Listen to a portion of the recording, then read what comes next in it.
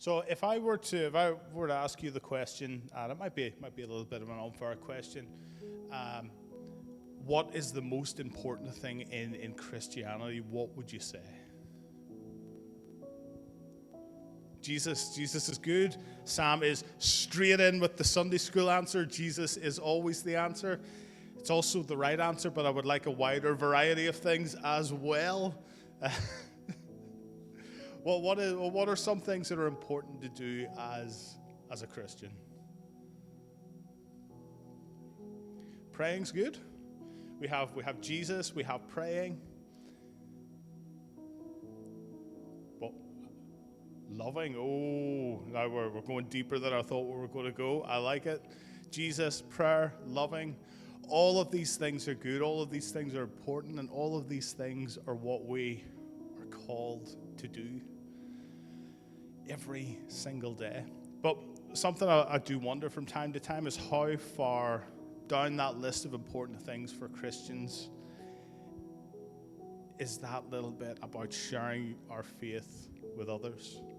You know, is it the first thing in your list, or the third thing in your list, or maybe the 9th or 10th thing? Whenever you put your faith in Jesus, one of the things that you're charged with is to take your place in God's mission. God's mission of redemption and restoration for all of his creation. And one thing I sort of want us to look at today is that question, what does it mean to be on a mission from God?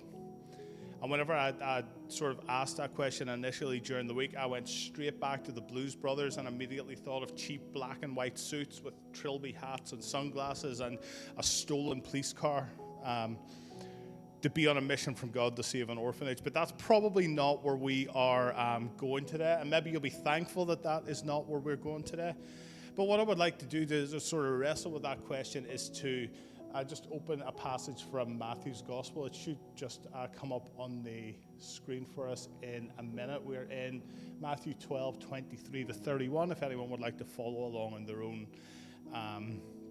Bible. But let me just read this text to us. But when they persecute you in this city, flee into the next.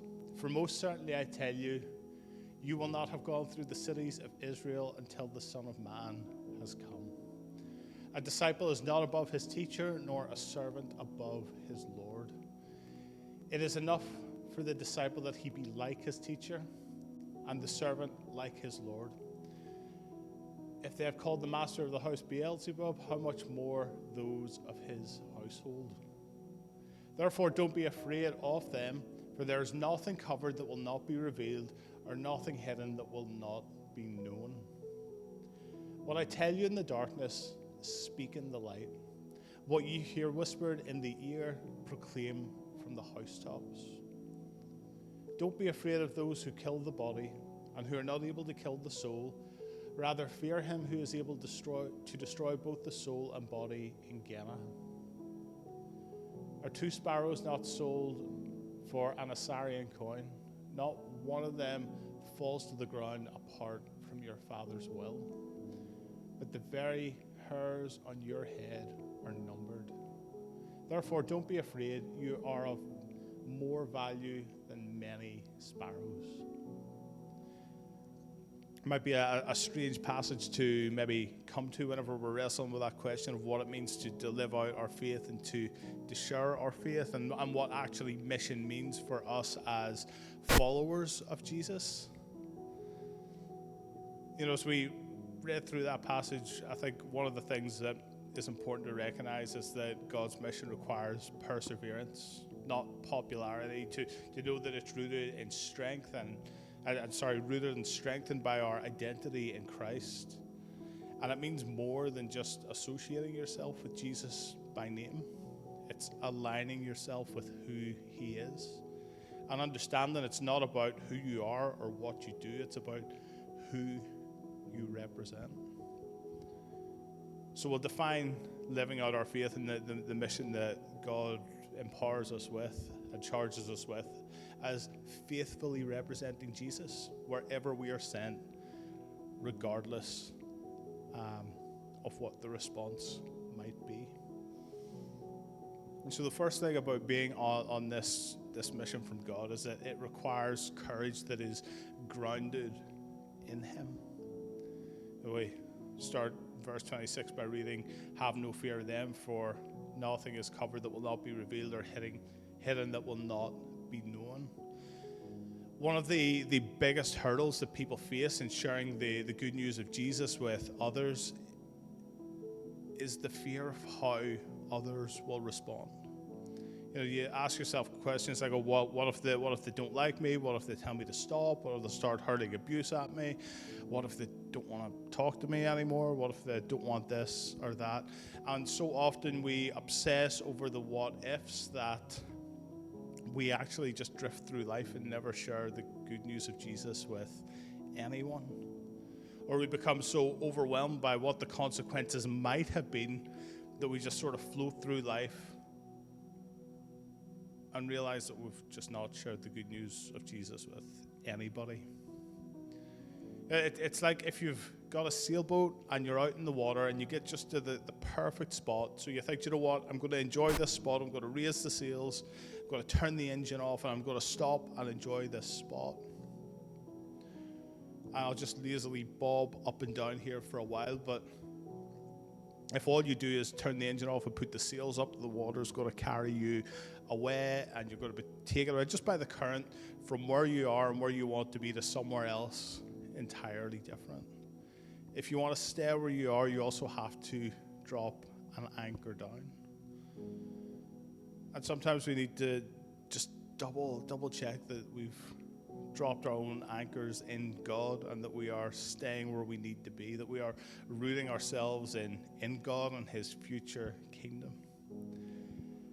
And when we do that, I think that's where we find the courage that we need to step away from the what ifs that we ask ourselves and to live for Jesus in a world that is maybe more hostile to the church than we would like it to be.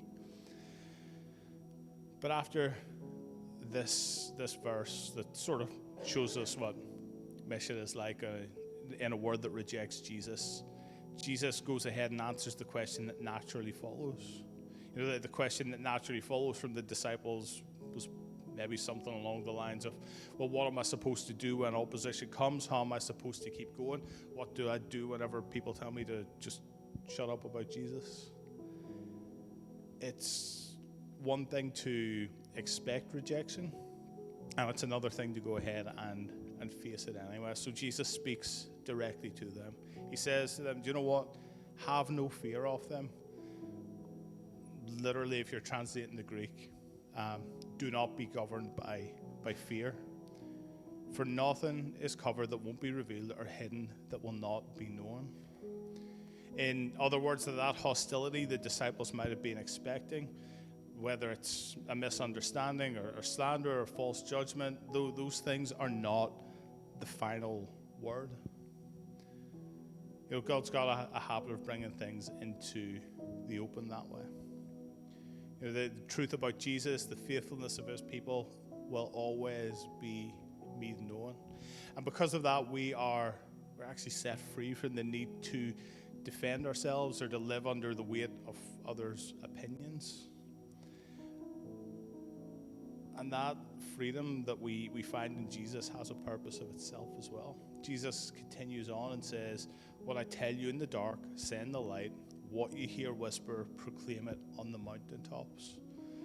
This dark and light, this whisper and loudness, especially the dark and light bit, isn't about good and evil. I know whenever we read through the Bible or whenever we hear about dark and light, we think of light being good, dark being bad, or good and evil and back and forward and whatever. But the way Jesus is talking, it's more of a, what I tell you in private, share in public.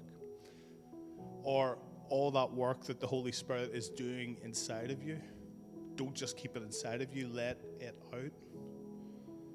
You know, this message that Jesus trusts us with, this Holy Spirit that transforms us, that Jesus trusts us with, is meant to be shared and not kept inside of us. So rather than retreating in fear, Jesus tells the disciples to move forward boldly, to find confidence in God's future kingdom. and to allow that confidence to become the foundation for how you live in the in the present. Their assurance about what God would do through them would fuel their willingness to speak the good news of Jesus faithfully later on in the Bible.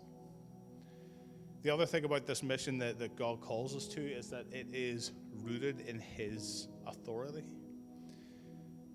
Jesus moves on from addressing the fear that the disciples are maybe feeling, and he redefines how they would understand God's power and authority. Don't fear those who kill the body but cannot kill the soul. That's the same, do not fear, that's the same command as before. Don't be governed by this fear of people. Don't be obsessed by this fear of others.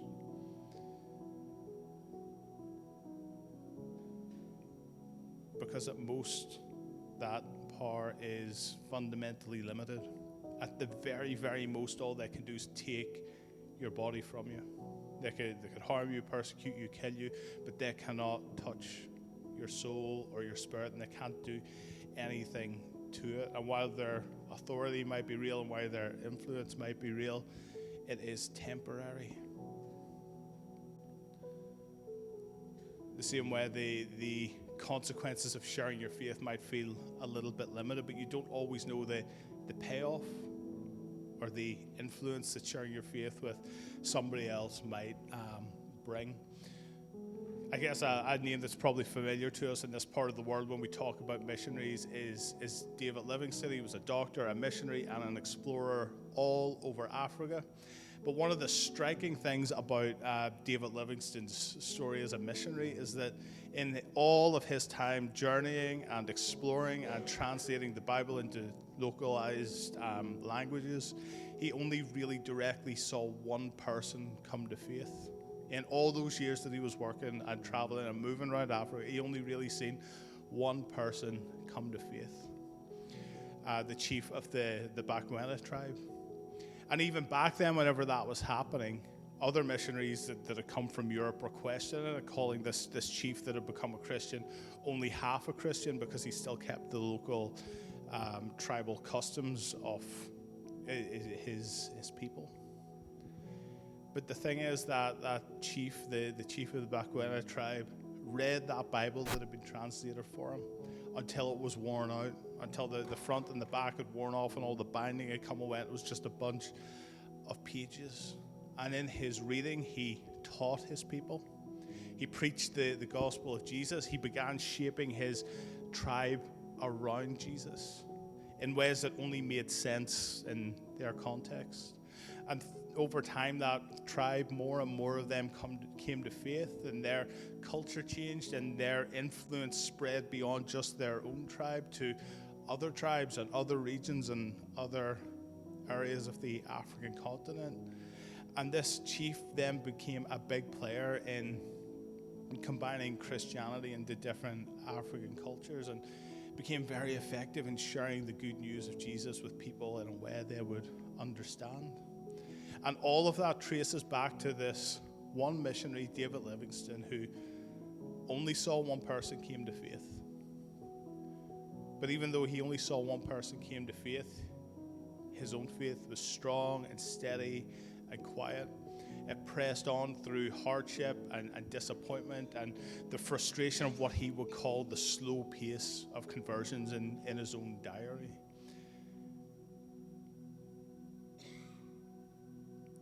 Jesus doesn't just stop at what we can see. You know, whenever we faithfully take part in God's mission, there is always more to it that we do not see, like ripples on a lake far away from the center of where you throw a stone in. When we are faithful, God works. So Jesus moves on and says, do you know what? Instead, fear him who can destroy both the soul and the body. And that sounds very, very dark and ominous and menacing. And that's because we only really have this one word for fear in English. But Jesus does a little bit of wordplay here. He uses a different word for fear that doesn't talk about like a cringing, fearful terror. It talks about a reverence for someone who holds authority. And this is an authority that isn't partial or that isn't temporary. It is God's authority that is total and eternal. So don't fear those who can kill the body. Rather, have reverence for him who can destroy both. God alone has power and authority over your body and your soul, over time and over eternity. Don't know if you've ever been given a task that just feels completely beyond you, whether it's teaching a class, or making a hard decision at work, or stepping into a situation where just the weight of everything sits on your shoulders and you feel like you have to make the right decision and you can't make the wrong one and you can't let people down. I don't think anyone enjoys that kind of situation or that kind of pressure, even if you are a person who is willing to do the hard thing. But in those situations, most often we step up, we rely on our own authority, the authority that our own experience or education or training or position gives us. And we rely on that authority to sort of carry us through that difficult decision making. But whenever we're taking part in God's mission, it isn't like that. Whenever you step into what God's calling you to do, you do not stand on your own authority. You stand under his. You stand under the authority of the God who is eternal, who stands outside of time and space, and who sends you and equips you to do what he calls you. That doesn't mean it suddenly becomes easy to speak about your faith, but it does mean this, that you can always show the love of God in how you live, in how you speak, in how you think. And you can always be sure of this, that God does not send you out alone. He walks every step of the way with you. Jesus doesn't call his disciples to be fearless in the sense of having no fear at all. These passages give them perspective. When fear and reverence towards God outweighs your fear of man, everything else falls into place. Courage in sharing the good news of Jesus with others doesn't mean the absence of fear, but the result of a greater reverence to God that puts all lesser fears in their proper place. And that's the third bit.